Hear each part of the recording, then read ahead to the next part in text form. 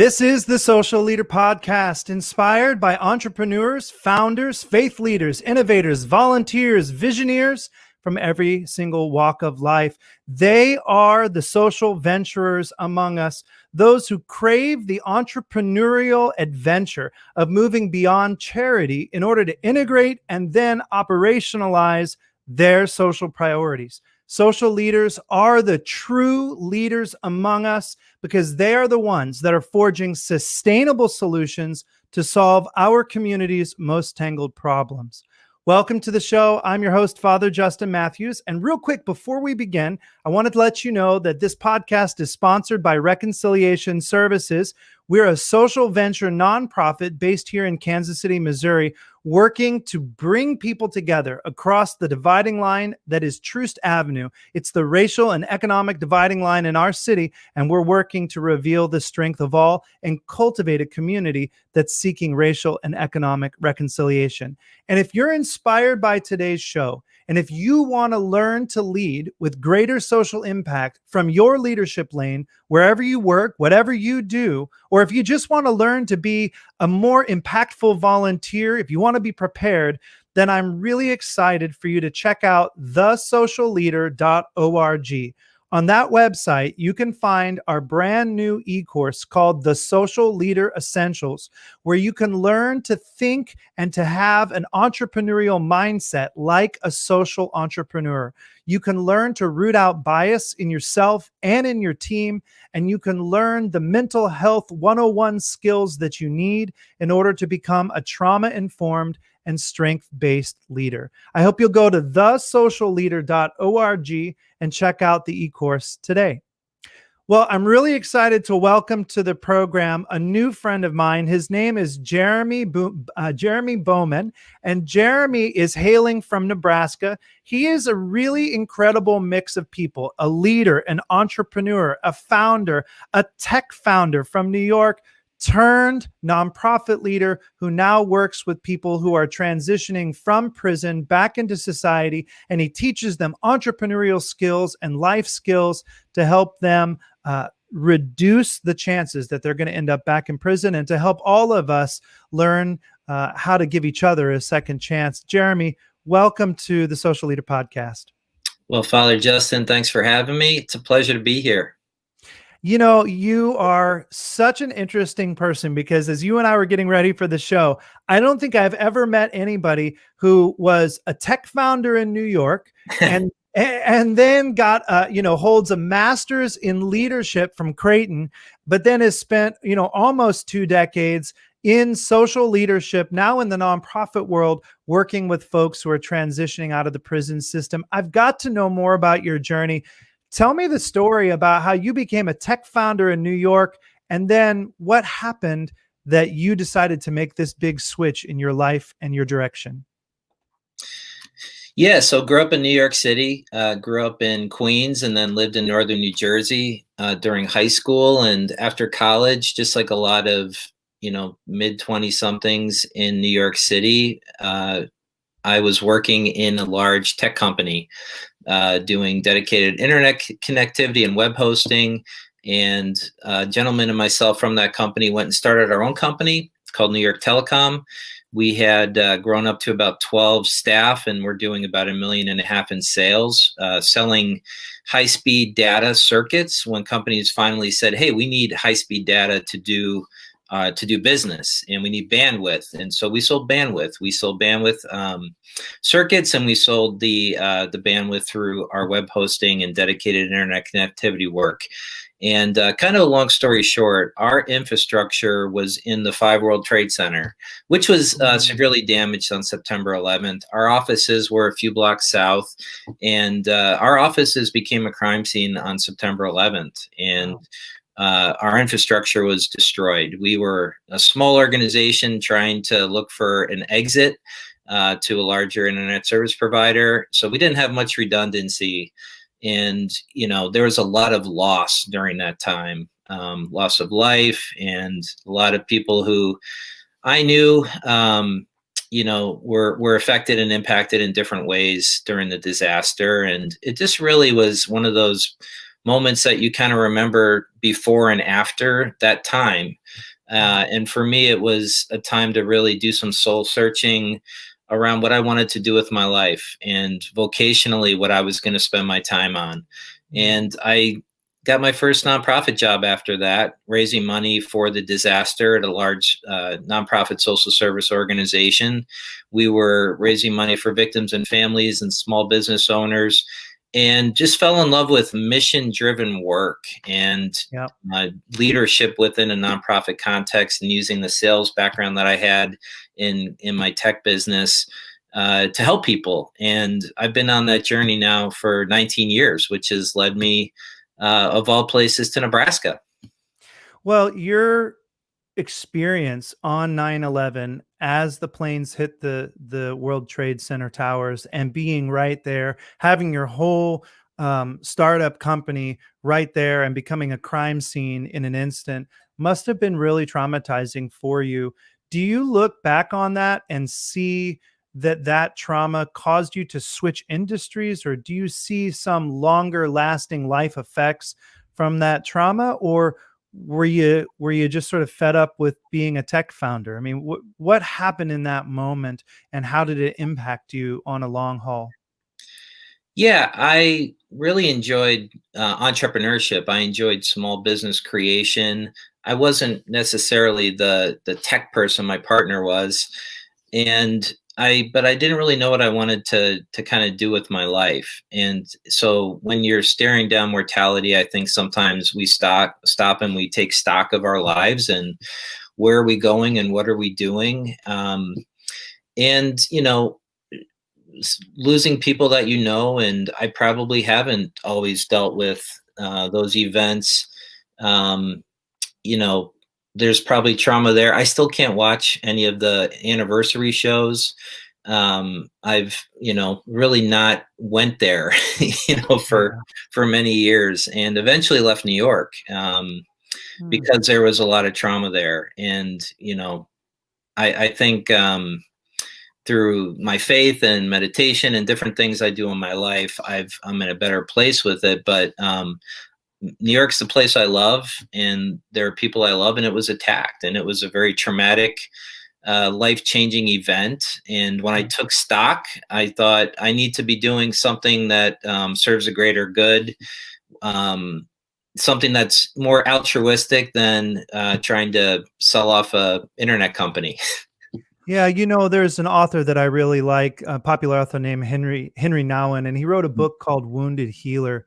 Yeah. And as I hear your story, it really resonates with me that a lot of the best leaders I know are actually pretty vulnerable about traumatic events or things that they've been through in their life or in their childhood.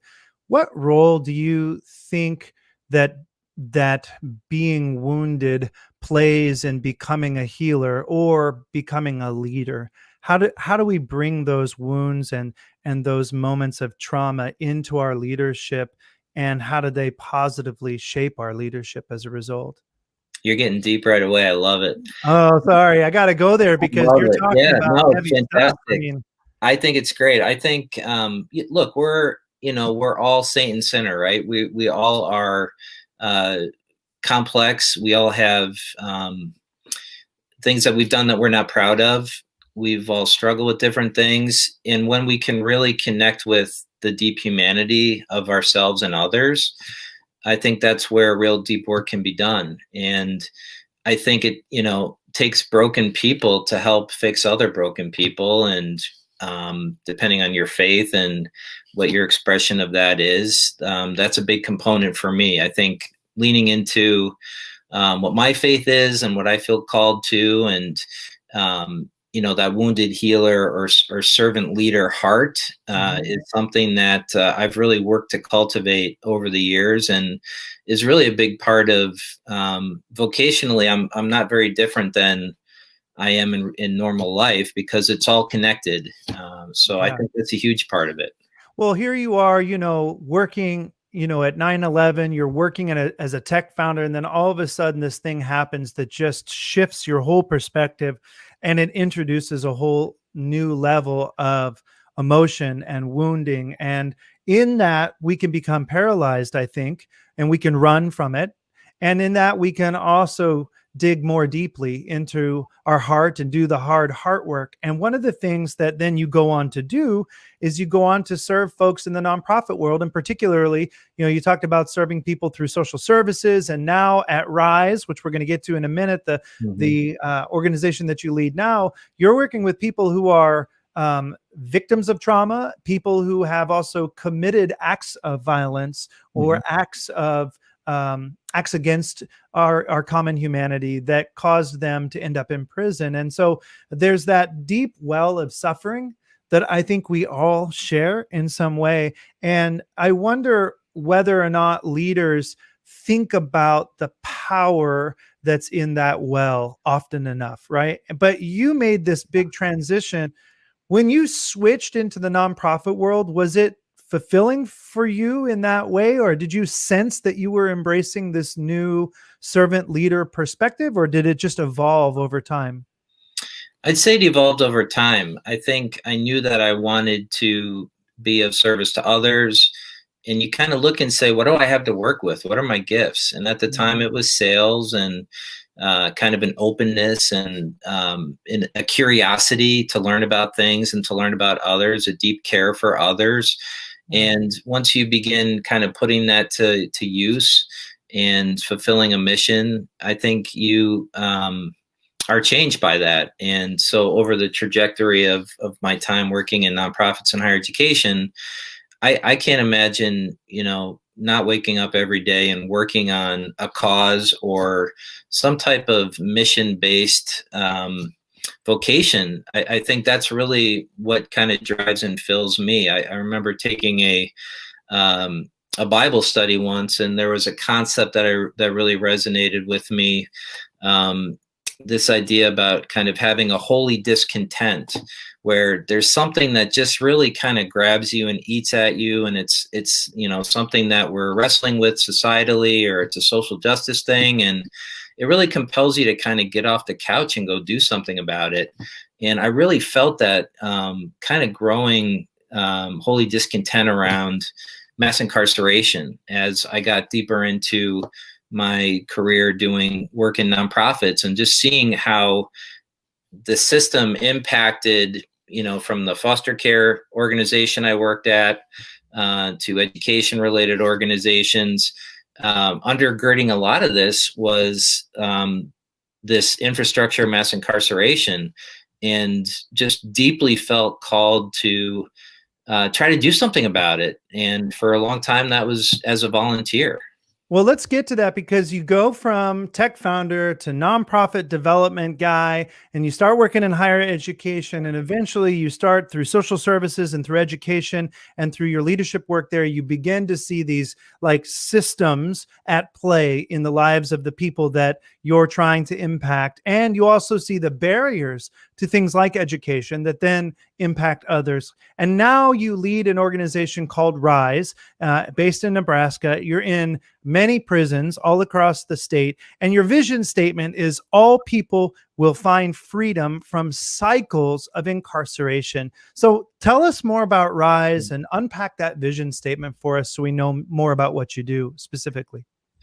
Yeah, so I worked at Creighton University in Omaha for about 7 years. And during that time, I volunteered at the Douglas County Jail, the local jail here. And when you talk about that wounded healer piece and connecting with shared humanity, it was my 1 hour a week after work going into the jail and mentoring men that were waiting for to be either sentenced or released, and meeting with them week after week, and then meeting with more and more, and probably over 150 people over that time period.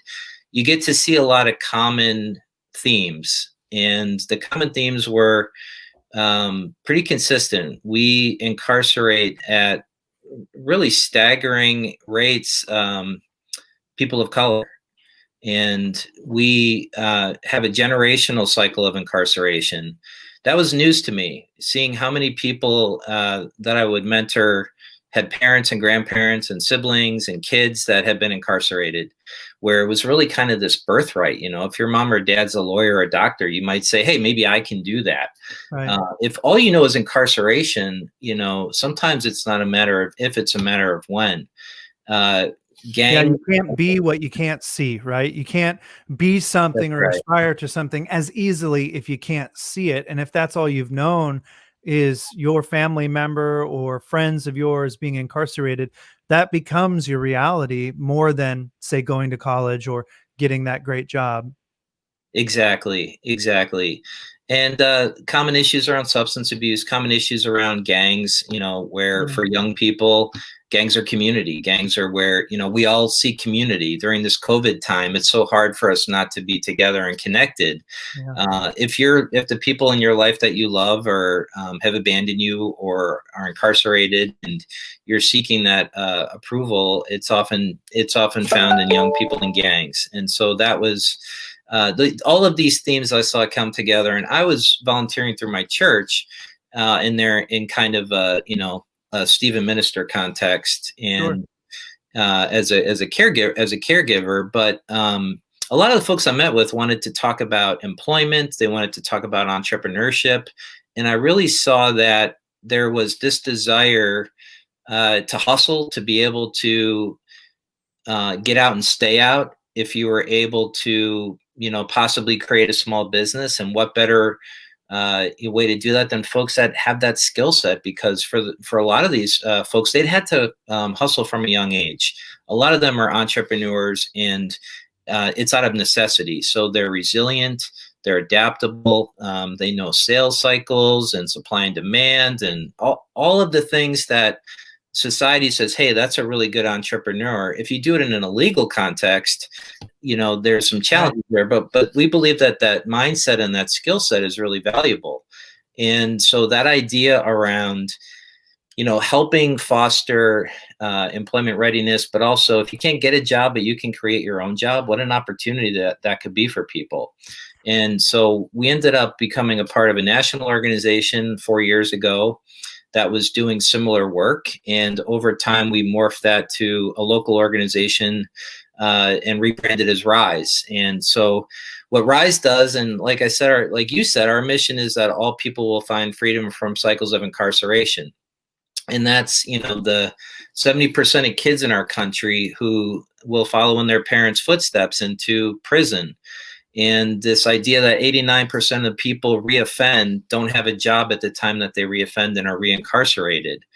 And, looking at the expense of incarceration, and in our state, Nebraska, it costs $36,000 to incarcerate one person for 1 year. So it's a very costly problem. It's a social justice issue. There are, 3 out of 4 people nationally that will reoffend and go back to prison within 5 years. In our state, it's a little better. It's probably about 1 in 3. So you look at all of that from a system standpoint, and you say, how can we change this? So our program really looks at rehabilitation and reentry from inside out. So we go ahead.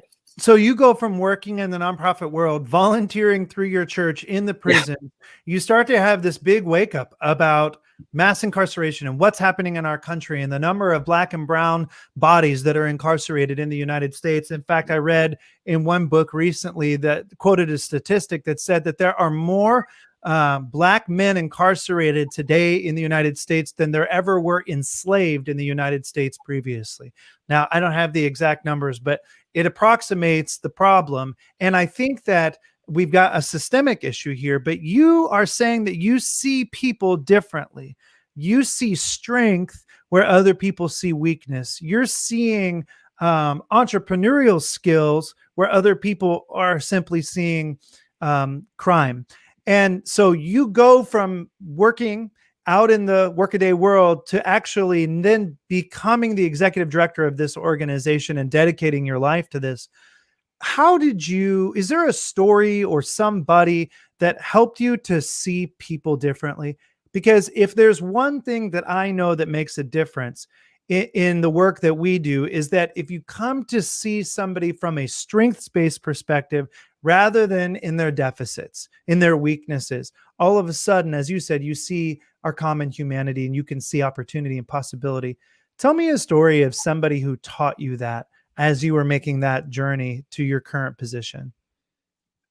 An early version, a story about that would be my dad, who's a Lutheran pastor, who this was probably not something you can do anymore, but at 7 or 8 years old, he would take me out for opening day to go to Shea Stadium, and we would make some calls on the way to the ballpark, and sometimes that would be Rikers Island.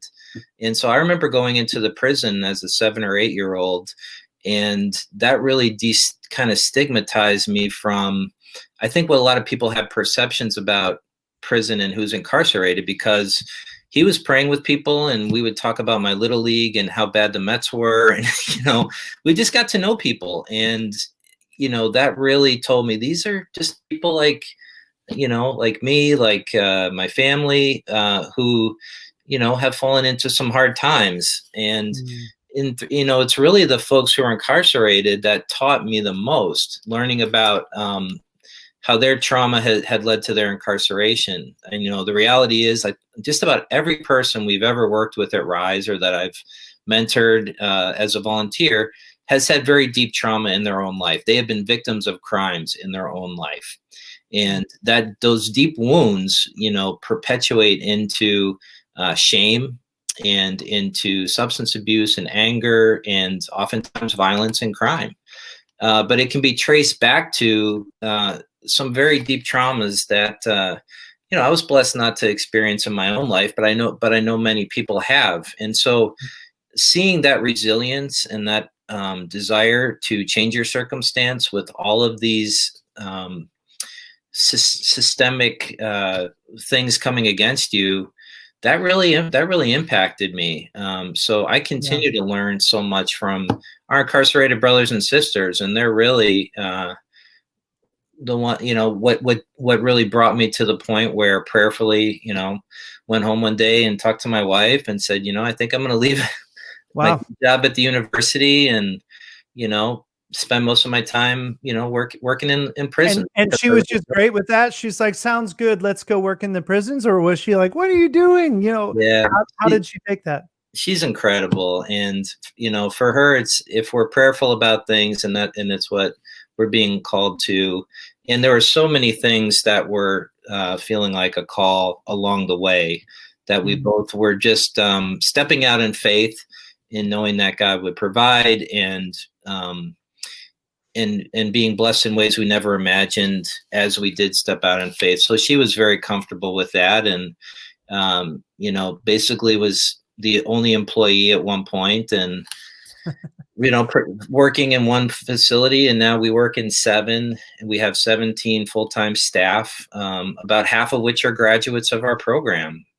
Which I think is amazing because, and I want to get to the program, but you see people, as evidenced by the fact that you have so many people from your program who are formerly incarcerated on your own staff.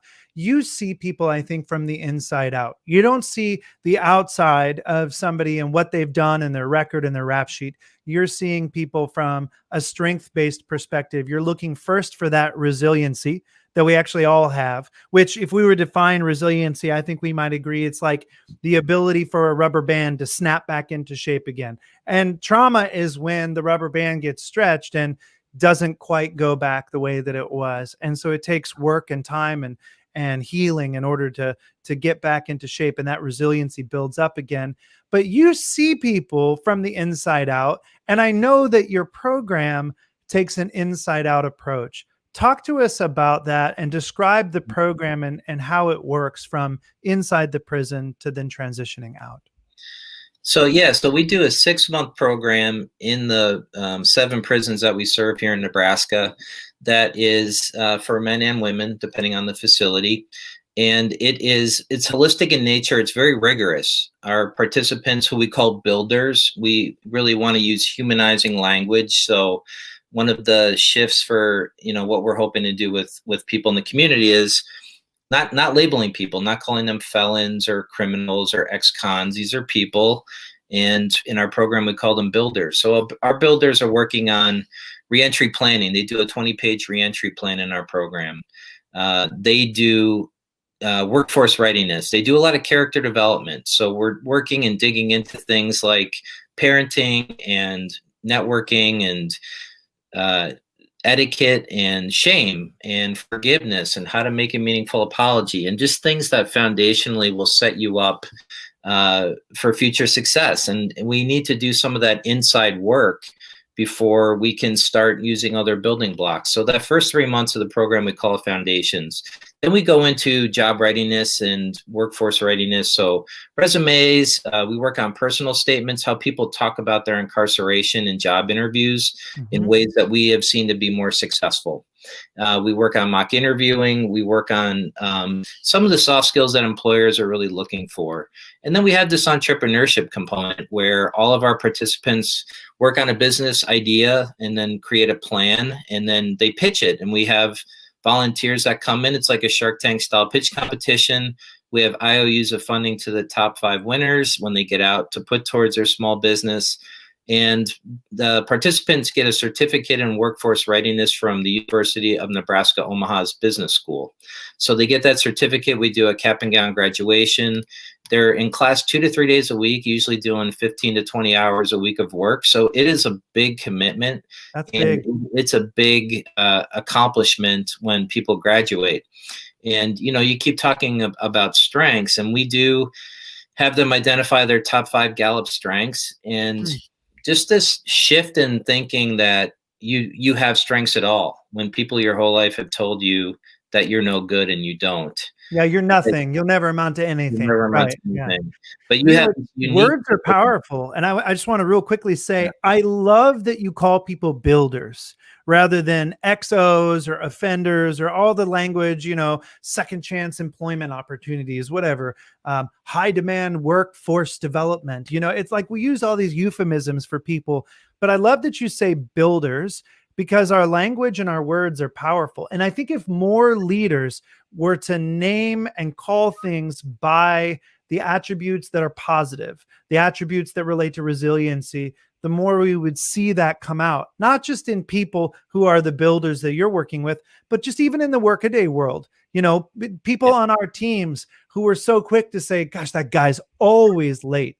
But when we speak that, it becomes self-fulfilling. Instead of saying, that guy always has a great answer, you know, and I really hope he's here because we need to hear what he has to say, right? And so I'm not talking about being, you know, overlooking things that need to be addressed as managers or as leaders, but counterbalancing kind of that natural state of negativity, you know, the words that we use that tear down, with using those positive words like builder. And I really commend you for that. I love that you call them builders. Okay, so then you go through this program. It's this huge accomplishment, but it doesn't end there. You go on to work with people even after they're transitioning, and then you're working with employers all across Nebraska, correct? Yeah, so they finished that 6-month program, and they might be returning to the community soon, or they might be there for a while. We have additional programming if they're going to be incarcerated for a while. We actually have people on life sentences and longer sentences that have taken our program, and they stay involved as peer facilitators. They help us actually deploy our program in facilities. They have value and they give back to their community in a positive way. But then we have a reentry team that begins really helping people implement their reentry plan and doing really intensive case management. And then we're working on housing for the folks when they get out. We work with them when they move to work release facilities, and then when they either parole or mandatory discharge back to the community.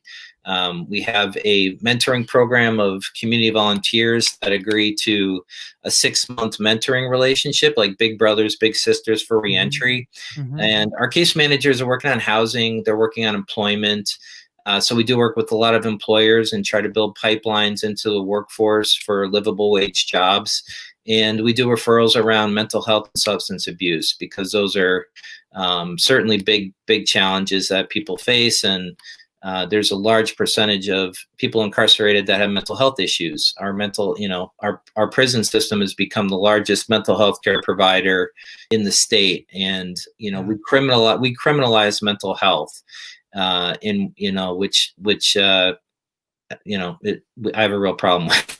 We have to change that. I mean, that's an important sidebar because a lot of people want to look in Kansas City, where I'm sitting right now. I mean, people talk about violence in the community, and we want to address violence only through policing or police reform, but we need mental health services.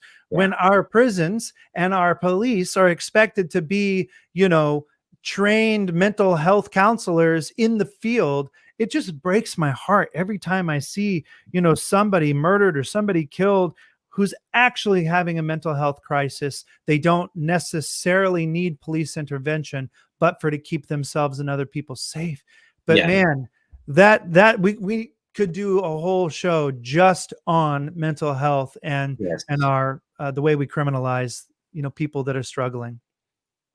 So Yeah. now I'm curious. So when people come out of your program, I mean, you've just enumerated this incredible program where you've got, I mean, you don't just skim the surface, do a little case management, a little housing. I mean, you're going deep and long with people from the time you meet them in prison all the way until they're successfully housed, and then even after that.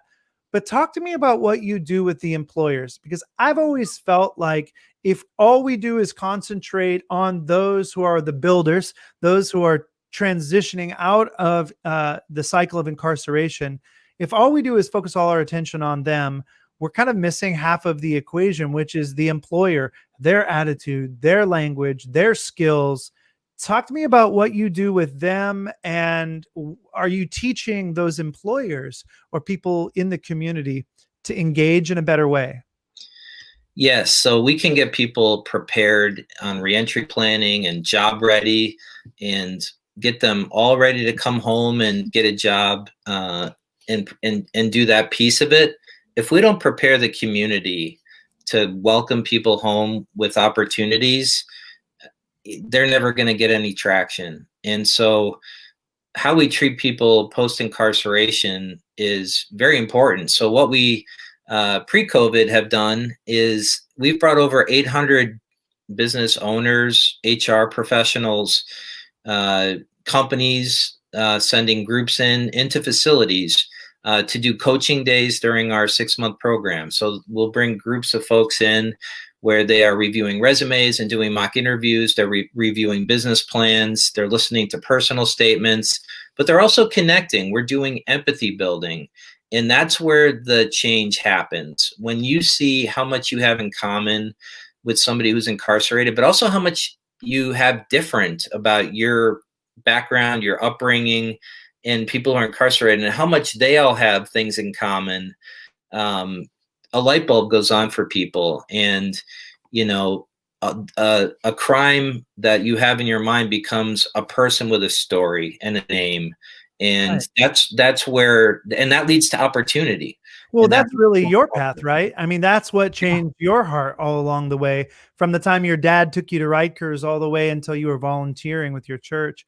But what about beyond that? Because let's be honest, when somebody's out of your program, they're not there with you, they're on a job site, the way that the employer and the foreman on the job or whoever that they're working for engages with that builder, that person who's graduated your program, they need more than just exposure, right? They need that softness of heart.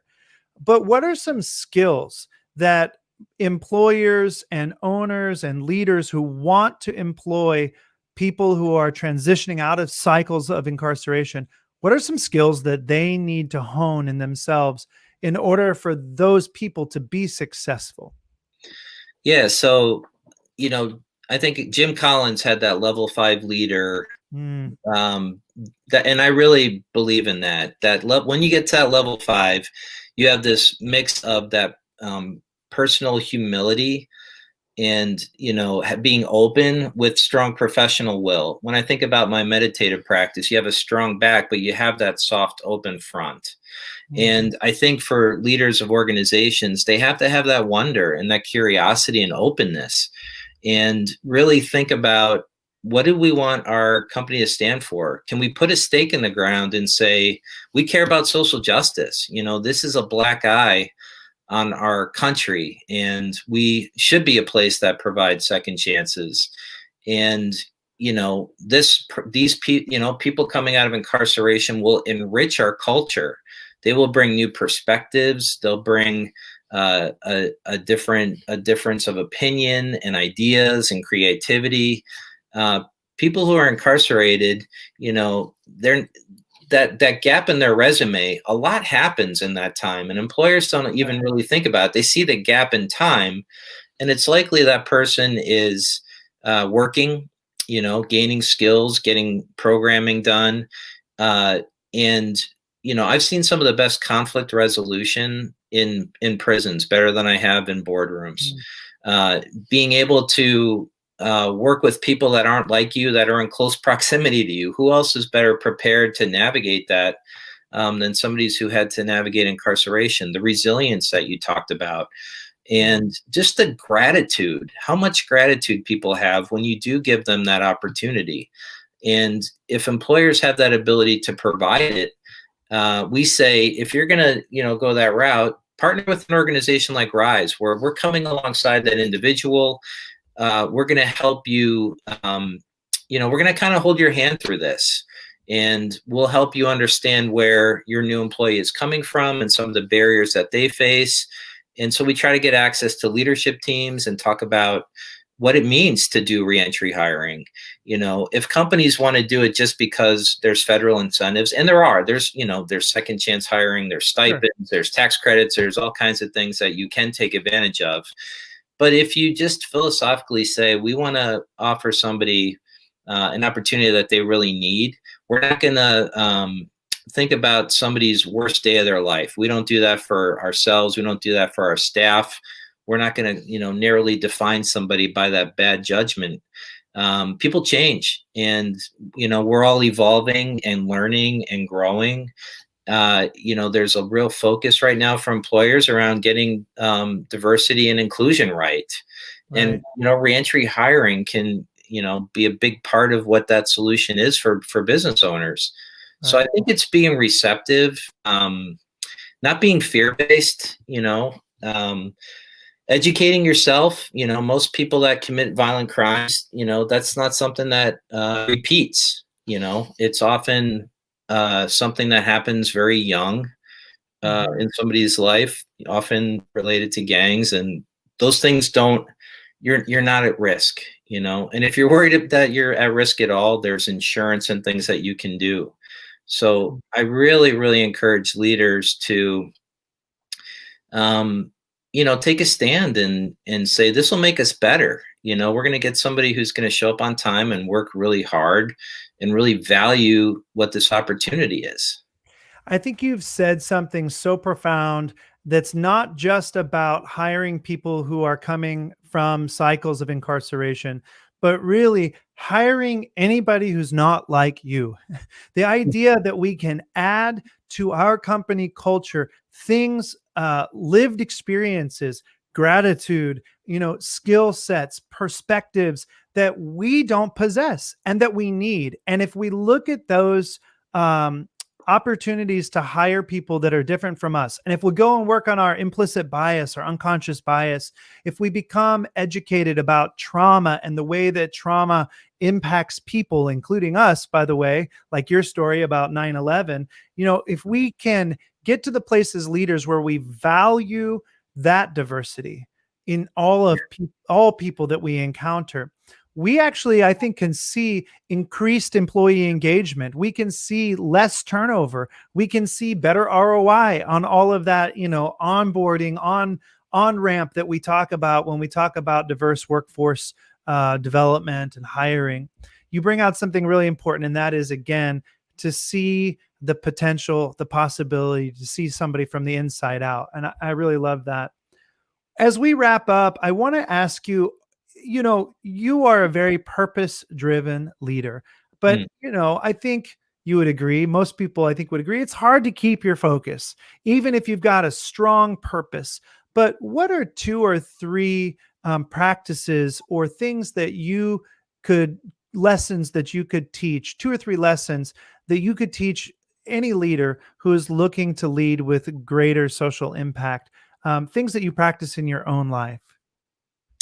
Yeah, I think one key part of my leadership has been a meditation practice that I started about 5 years ago, and particularly one that is focused on compassion and gratitude and loving kindness, where you're sitting with just a real openness to everyone, to people that you know and love, to people who are neutral or people who have caused harm, and really reflecting on the fact that there's basic goodness in everyone. We all have this inherent basic goodness, and everybody really strives um, to have their needs met and to be happy and have joy. We all crave these things. So having just kind of that openness to gratitude and compassion as a leader has really been helpful to me. Being able to just kind of stay even and kind of level-headed, through learning about things like um, nonviolent communication and breathing practices and things that can keep us centered and rooted. I read a lot. I read a lot about issues around mass incarceration.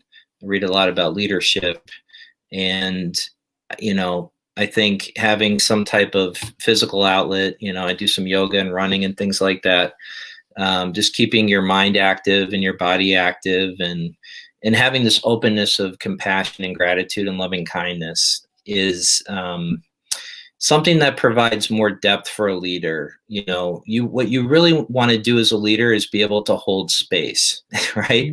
And ultimately for your staff, for the people that you serve or your customers, your ability as a leader to create enough of of an openness to hold as much space as you can.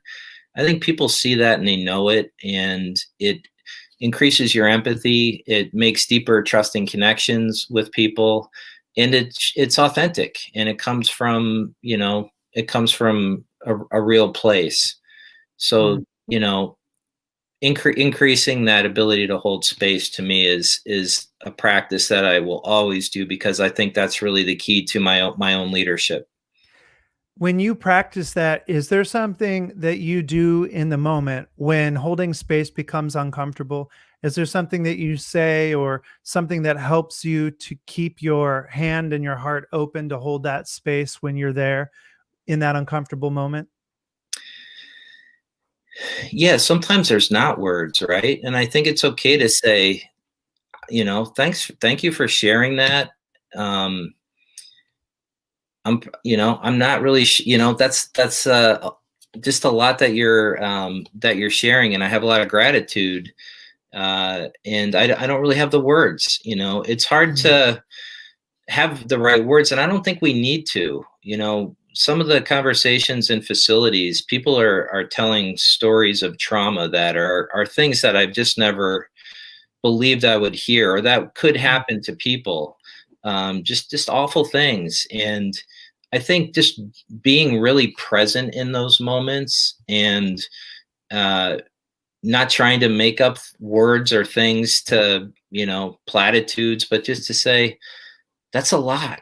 Sometimes it's enough to say, that's a lot. You went through a lot, and I want to try to help you carry that. One of our values is witness, Mm. which is, I don't even know if that's a word, but we kind of I like, like it. you know, Withness. with, Right. but this idea of like getting down into the trenches with people and really being with them there, not sympathy, right? Where it's kind of like, oh, poor you, I'm sorry for you, but like, man, I'm feeling that. I'm feeling what Yeah. you've experienced and what you've shared very deeply, and being present with that and listening attentively, um, and just holding that space, I think is very powerful. I think you've given us a number of really great leadership things that we can hold on to, a lot of lessons, but perhaps two things that really stand out to me as we wrap up. One is the way that you strive to see people and to lead your organization from this inside out approach. And the second is to get with it, right? Withness, to be with people instead of doing for them, to really be with them. And I think that if we can just practice those two things, to see somebody for their strength from the inside out and not from their deficit, not from their, like you, and again, here's another thing you said that I love. Don't judge people by the worst day that they've ever had, whether they're a convicted felon or somebody that we work with on our team. They're more than that. But yeah, somebody can do a mailbox of bad and a world of good, and all we'll remember is that one little bit of bad that they've done. And so I really appreciate the perspective that you've brought. I appreciate the purpose-driven journey that you've been on since being a tech founder and then entering into the nonprofit and the higher education space, and now in your leadership, Jeremy, as the founder and CEO of Rise. Congratulations on your really good work. And I know that if people want to reach out to you, they can learn more. You can go to seeusrise.org and find out more about Rise in Nebraska. And is there anything else that you want to leave us with? Anything else that you didn't get to share today that you'd love to share? No, I think that's it. Yeah, check us out, Jeremy at seeusrise.org. Would love to hear how this landed for people, and always up for a conversation about mass incarceration and what we can collectively do to make the world better.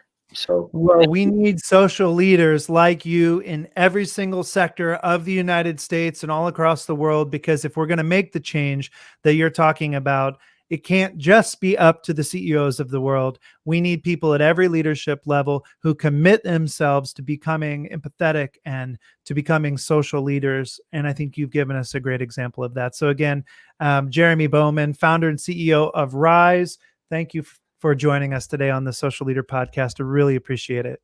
My pleasure. Thanks for having me, Father. Absolutely. Well, friends, thank you for spending another episode with us on the Social Leader Podcast. I really encourage you, if you can, to do a huge favor for me. I need to share this podcast with even more people. So I need you to hit the like button, hit the share button, share it out in a group that you're with, email it to folks, or if you're listening on YouTube, hit the little bell icon so you know every time that we go live. We really want to share this message of social leadership. We want to lift up more examples. If you know somebody that's a great example of social leadership that you think I should have on the show, definitely go to thesocialleader.org and email me. Let me know that person, and I'd love to think about having them on the show. And lastly, please do go to thesocialleader.org and check out the brand new e-course, The Social Leader Essentials. You can learn to think with a social entrepreneurial mindset, just like Jeremy talked about, making that journey of empathy, having that purpose-driven entrepreneurial mindset that led him to where he is now. You can learn to root out bias in yourself and in your team, and you can learn to become a trained, trauma-informed, and empathetic leader. All of that is what we teach in the Social Leader Essentials. So definitely check it out on thesocialleader.org. And thanks again for joining me today on episode 34 of the Social Leader Podcast. Until next time, let's together learn to lead with greater social impact. See you soon.